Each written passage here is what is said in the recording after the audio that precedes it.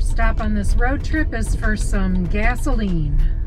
Time to fill up the tank and get started.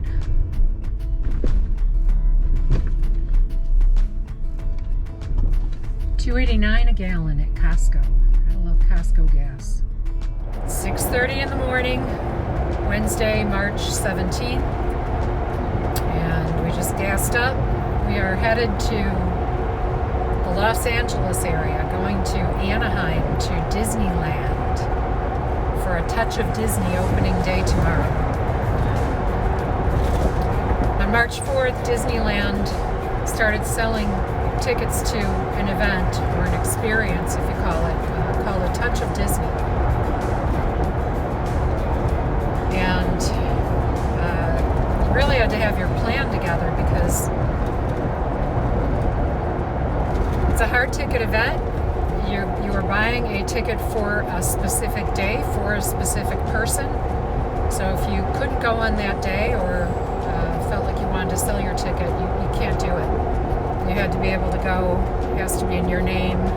So on March 4th, while I was in Chicago helping my daughter move, I spent 4 hours trying to get tickets for this. And I got lucky.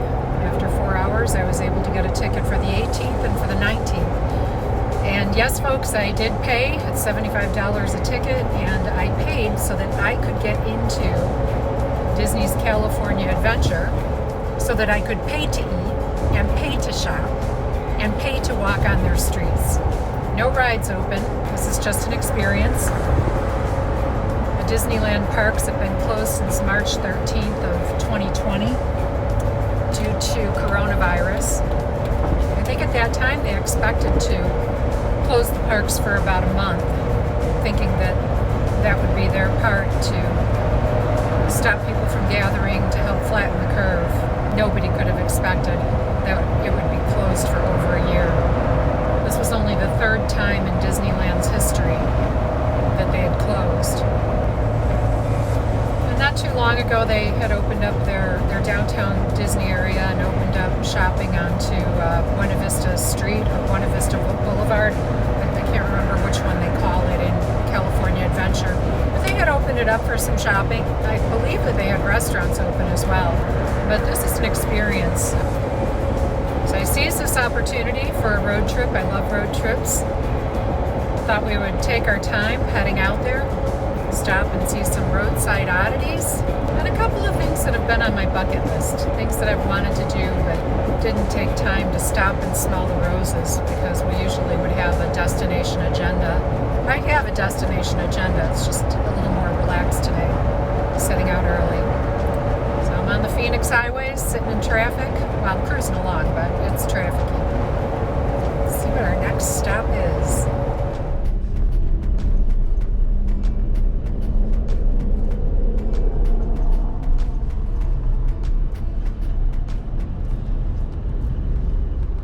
It's not a road trip if you don't take the time to smell the roses and pull over to see the big baby. This is a big cardboard cutout of a baby. I mean plywood. And it's like a woman looking on with a frying pan in her hand and a farmer scared running away from the baby. See somebody's on a tractor there.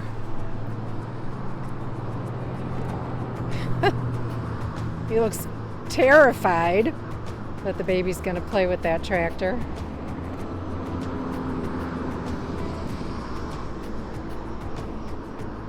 What is that baby? The baby's clothes. It says Duncan Family Farms, organic, right in the center. Oh, that's right up my alley. And this is actually on a farm. That baby's, I'm bad at estimating height, but that baby's got to be at least 20 feet high. So we're in Arizona, right off of the 303 in Camelback, as I head on my way to Disneyland in Anaheim, California. And I had to pull over and see this big old baby. So while Big Baby was a quick diversion, I had planned to start the day off right by going to a bucket list place of mine called Our Lady of Solitude Monastery that's out in Tonopah, Arizona, just off the 10 highway.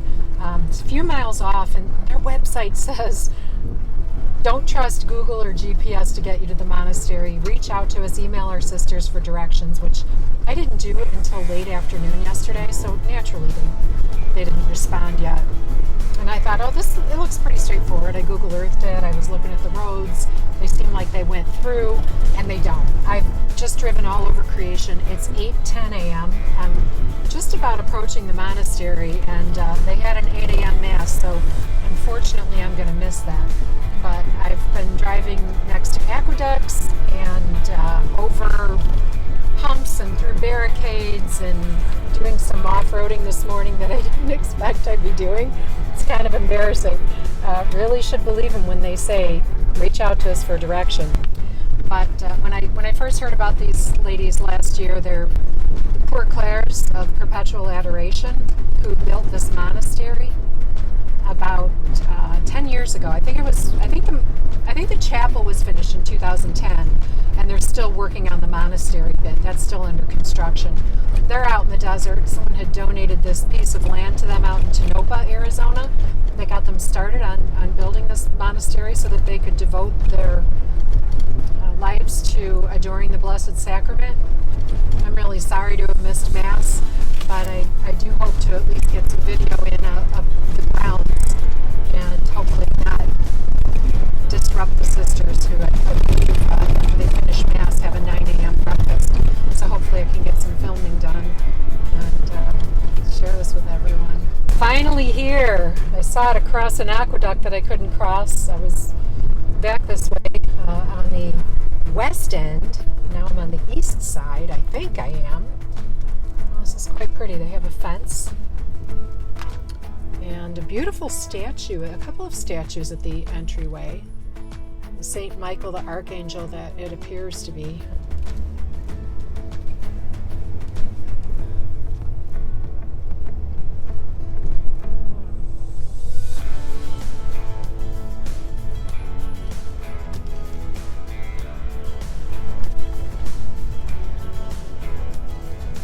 Some construction still going on around here. Doesn't look like they have any visitors. So maybe I will just be able to see this beautiful place. Oh boy, we're way out in the sticks. This is a beautiful little place, beautiful little piece in the desert. There's a statue of Mary holding Jesus, and the sign says Our Lady of Solitude Chapel, dedicated on May 7th, 2011 by the Most Reverend Thomas Olmsted, Bishop of the Diocese of Phoenix. This chapel was built in loving memory of the Najib and Najibi Basha family, with appreciation and much love from daughters Camille and Connie. I believe that they were big donators to have this chapel built. And I also believe it was another family who donated this piece of property. And here's the chapel. I won't get too loud because I believe they are in Mass right now. I don't know how quiet it is inside. Cross up on top. The sun is in my eyes. I can't see what that stained glass window is. I can't wait to go inside to take a look at it. Statues around. This one appears to be Joseph with baby Jesus.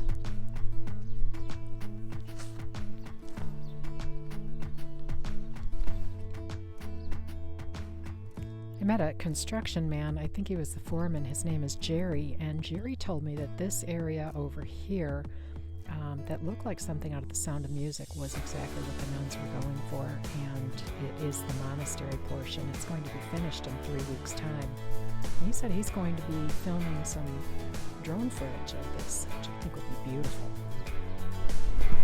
I didn't bring y'all inside because there are some nuns in there.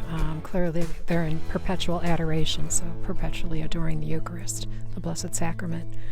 I thought it was funny though, as I was leaving, there's a sign on the door that said, we're in snake season, snake season's upon us, so open the door slowly.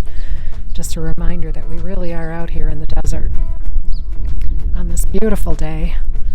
And I'm ready to hit the road back in my Jeep, which used to be clean until I hit the dirt roads out here. And you can see Orangebird there in the windshield. Orangebird is accompanying me. It is becoming my Jeep's name, so I've been doing a little bit of decorating, so to say. Let's see if I can get this one in here. Here's where you really can see how dirty my Jeep is. Oh my gosh, it was clean. It was just washed yesterday. But here's my Mickey Mouse Castle taillight covers.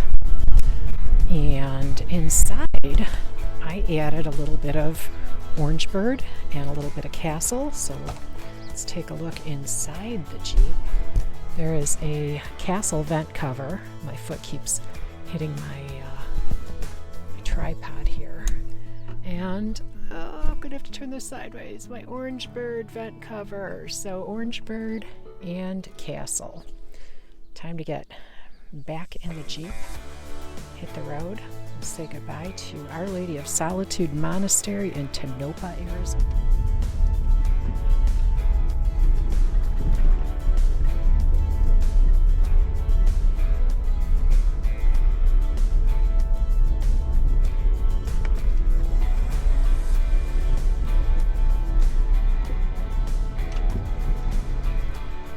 We've stopped off in Quartzsite, Arizona to see Celia's Rainbow Gardens. There's the sign at the entryway. I guess this is the official sign with a picture of Celia on there. Oh, that's nice. And then rocks that have been formed into the shape of a butterfly. Looks like some other little sand terrariums have been left there, and a piece of driftwood. Pretty little tree. This is a botanical garden. They call it it's probably a desert botanical, would be my guess. It's on 8 acres of a 40-acre plot that belongs to the Quartzsite Town Park. And it was put here to honor the memory of Celia, a young girl from this town who died in 1995 at only 8.5 years old from a viral infection that went to her heart. Look over here, there's a plaque that's kind of hard to read. It's a little weathered. Many of the cacti, trees, shrubs, and fixtures in Celia's Rainbow Gardens were donated by family and friends in memory of loved ones who will always live in our hearts. So not only a memorial to Celia, but other people around here who wanted to memorialize their friends and loved ones who they've lost. Quartzsite's a big RV town, so many different groups have become involved in making this garden grow into this mosaic of desert beauty. You can kind of tell there's some different works here. Let's see, in memory of Jean Strandy, donated by Desert Garden Friends. A bench there with a painted rock on it. It's almost sort of like a feng shui thing, right? Put the rock at the end to balance it out, maybe, perhaps. Or someone may have left it there for someone else to pick up, make them smile. A lot of this is weathered. I mean, it does get awfully hot out here in the desert, so I would imagine some of this stuff just can't hold up. There's some interesting aloe plants there. So 8 acres it's kind of big. I doubt we'll get to see all of it or even most of it. There seem to be sort of like little plots here. Couple of small palms, some like date palms, and a bench. Little memorial here with an angel on it. Margaret Lazard. To the world she was but one, but to us she was the world. Loving family and friends. It's a nice sentiment, kind of thing you'd want your friends to say about you when you leave this world. Bunch of individual memorials. Look, here's another rock on a bench. I don't know if it's feng shui, like I said, or if the rocks are intended to be taken. Look, another rock. This time it's not painted. Looks like maybe a piece of quartz. Wouldn't that make sense since we are in quartzite? Another bench with no rock. No feng shui balance. Look, I see another one over there. This is almost turned into the hunt for benches with feng shui rocks on them. And that is a rainbow rock. A rainbow rock that maybe it has a boat on it. That might be water with a boat. There's some sort of, it's like maybe mining equipment.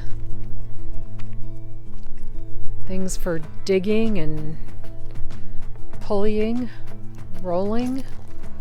I would guess mining because, again, we're in quartzite. Oh, that's definitely mining equipment right there. Without a doubt. Some of this have signs telling you what type of plant. A beaver tail cactus. That is one thirsty looking cactus. It's a little wrinkly.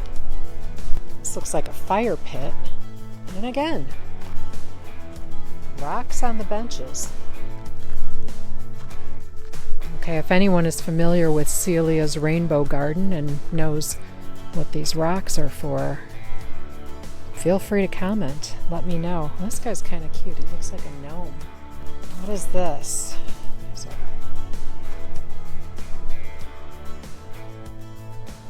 Like a map with different rocks. I think I need to stand on this side. I'm going to guess that black is for a road. Palo Verde. I'm going to lighten this baby up here. I-10, Blythe, quartzite. Okay, I got it. So this represents the I-10 highway. This represents AZ-95. That direction is Parker. This says Stone Cabin.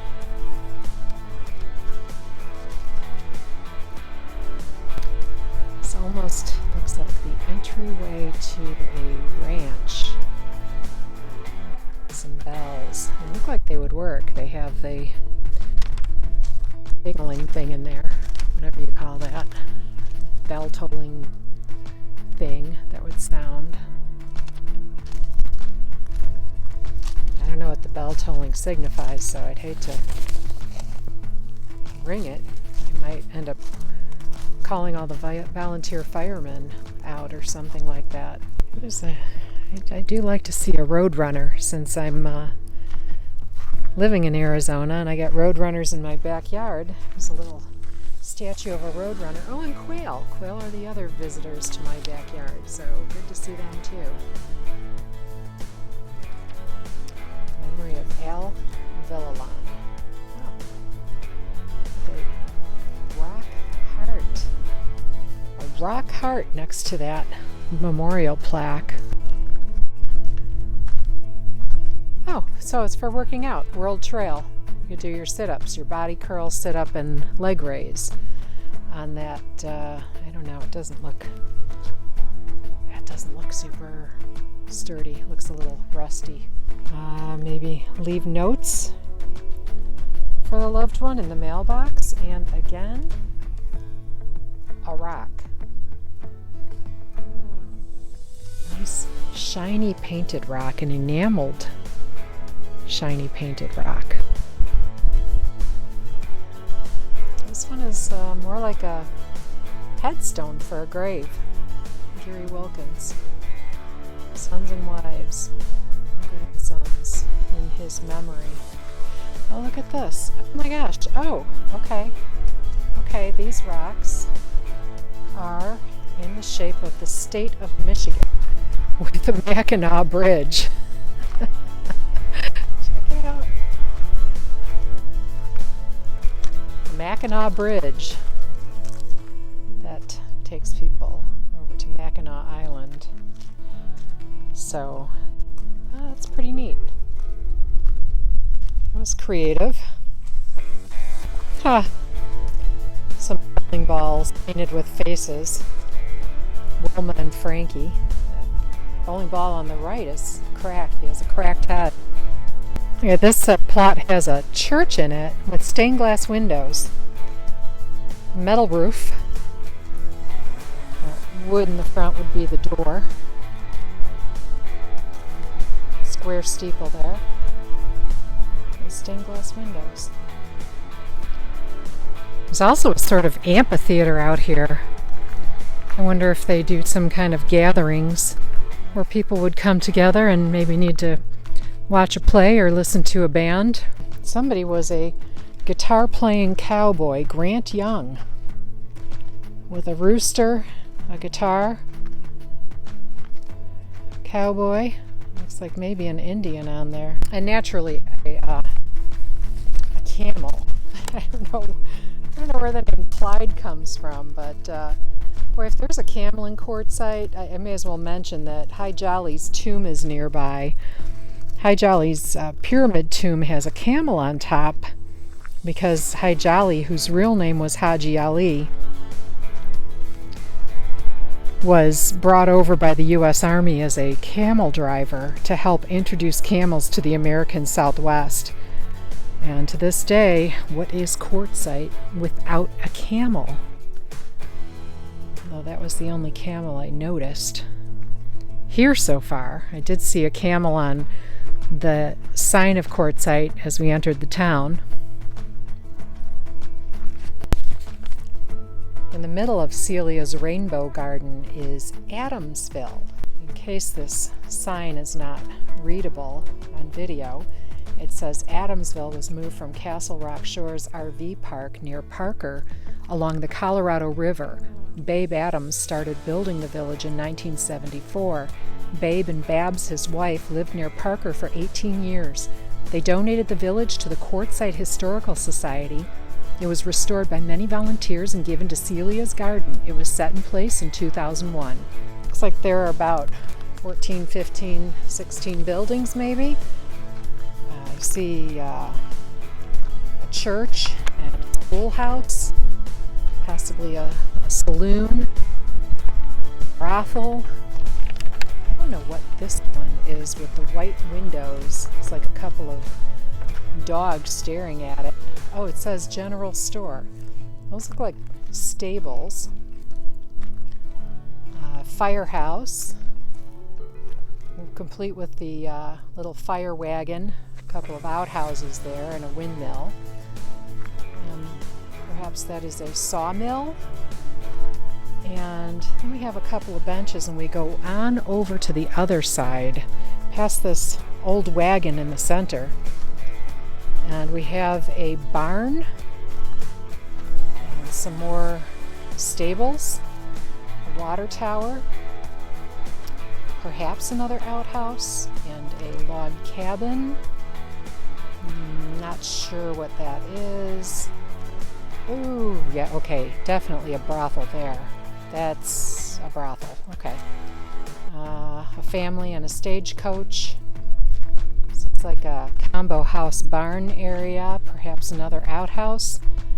And I don't know. I would guess stables, just because it has a loft with what I would think would be something that would hold hay. And then a wagon with maybe some paint cans on it. So that's pretty neat. All right, thank you, Celia's Garden. Highway, there are these fighter jets right off the road. It says U.S. Air Force. You have to look them up. They are a pair of Phantom II fighter jets in the town park area. Some sort of water fountain in the center. It's like a memorial area. Not sure why here. It says Ed on the tail. Oh, both of them say Ed.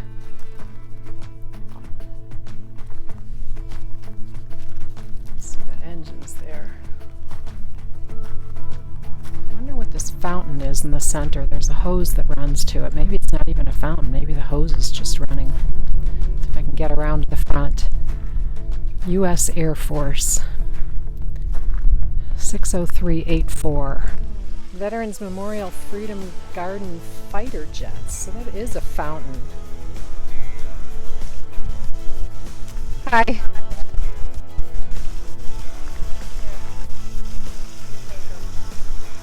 Oh, Phantom 2.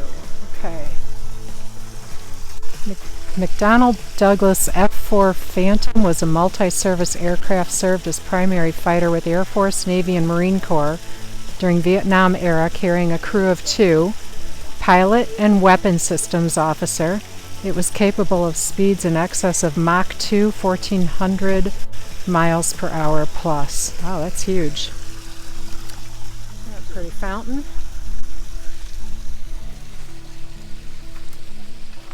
It's part of the Quartzite Garden Club project. All right. Nice quick stop off to see a couple of fighter jets. Who'd have thought we'd see that in quick pit stop at Shields Date Garden. I had to get a date shake, and when in the Palm Springs area, if you like dates, you should go to Shields. There's a cafe here. I'm not going to do lunch. I really just want a shake. I have dinner plans tonight at Downtown Disney. Look at this. See it now. Romance and sex life of the date in sound and color. It's free. A 108-seat theater. So it looks like they have a store in here, and it's more than just shakes. We see fountain drinks, juice. They sell ice cream pints, root beer floats, coffee date shakes. I don't think I want a coffee one. I'd be up too late. I take a quick look at the what they have in the store. They have bags of fruit too, grapefruit and lemons over there, but I have quite enough of that at home. Juiced it and it's all in the freezer. A couple of Christmas ornaments here. So let's get in line for a date shake. We have our spacing. Right. A little more stuff over there. Looks like a candy counter. We have a bunch of gag things here. Laugh bag. I don't know what that is. It's a sack full of glee, not in any way vexing. Maybe it's a whoopee cushion? Could be. Art supplies, and for your need of plastic soldiers, 60-piece plastic miniature soldiers with Throw It High paratroopers right next to it. Ooh. Glider planes. That looks like fun. Ooh, a lot of date stuff. These look good. Dates are always good if you need something sweet and don't want candy. Some dried pineapple, papaya, and mango. Ooh, sweet habanero slims. That sounds good. Head outside. Head out back.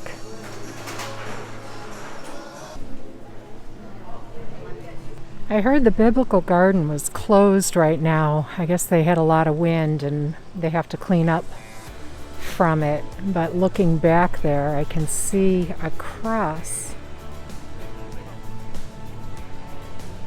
So there's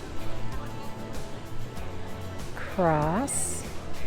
Guessing that's got to be part of the Biblical Garden. Looks very peaceful. Looks nice. Water feature sounds nice. Seems very comfortable out there. There's some benches to sit down. It's too bad it's closed. I think I would have enjoyed the walk here. I'm going to try to film over the fence. It's a pretty nice walkway. Some fruit trees over there. And I can only guess these are probably date palms since we're in a date garden. This outdoor seating is for the cafe, so I'm gonna head back to my car and drink my Shields Date Garden date shake. Finally getting something to eat today. Now, cruising through the Palm Springs area, I thought it would be nice to stop in Cathedral City at Desert Memorial Park, which is a Palm Springs cemetery, so that I could pay my respects to a couple of special guys. The person I want to pay my respects to is located in the B8 section. So B8, plot 151. Let's see where that could be. And it's actually not that difficult to spot because I heard he got a new headstone. Could be a footstone. I'm not really sure, but I think it's a headstone, and here it is. Francis Albert Sinatra, Sleep Warm, Papa, 1915 to 1998. And of course, there is a penny down there for pennies from heaven. He is next to his wife, Barbara Sinatra, beloved wife, mother, and grandmother. And I found Jilly Rizzo's headstone, 1917 to 1992. He was the best. Another headstone that's a little hard to read, beloved husband and father, Anthony Sinatra. Looks like 1893 to 1969. Natalie Sinatra would be Frank's mother. Loving wife and mother.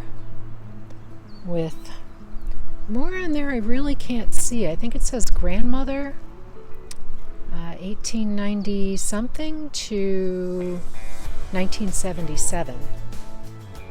Oh, they have a little bit of a memorial fountain and garden out here. Figure out what this says. There's a plaque. America's Plaza, dedicated to the lawmakers and public servants of our community on the anniversary of Congressman Sonny Bono's death. Donated by Wafels and Son Funeral Home. So I think that American Plaza would give up the clue, not that I really gave a clue, on who the other person is that I came to pay my respects to.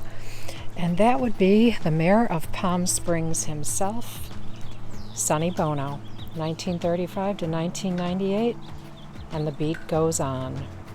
Right next to him, his mother, beloved mother of Sonny, Jean Bono. Beautiful. Well, I think that about wraps it up for the cemetery. Good, I've got some snow on the mountains over there. If you can pick up on that, but so, good snow coverage in Palm Springs.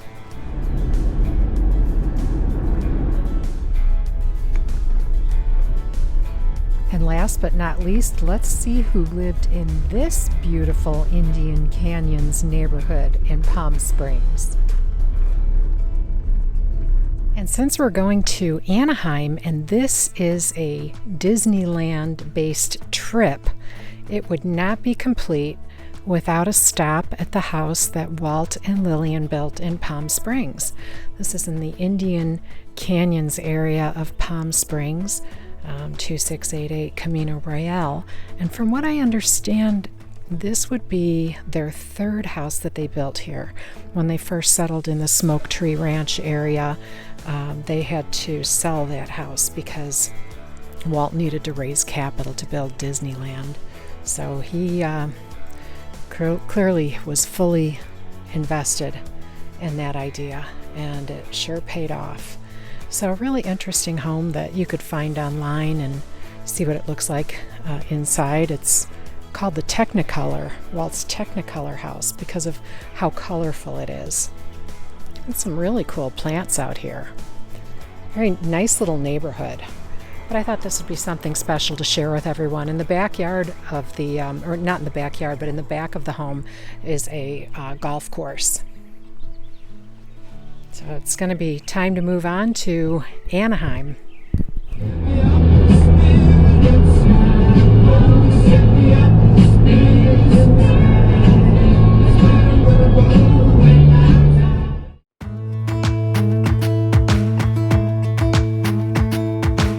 jump into the car on a Friday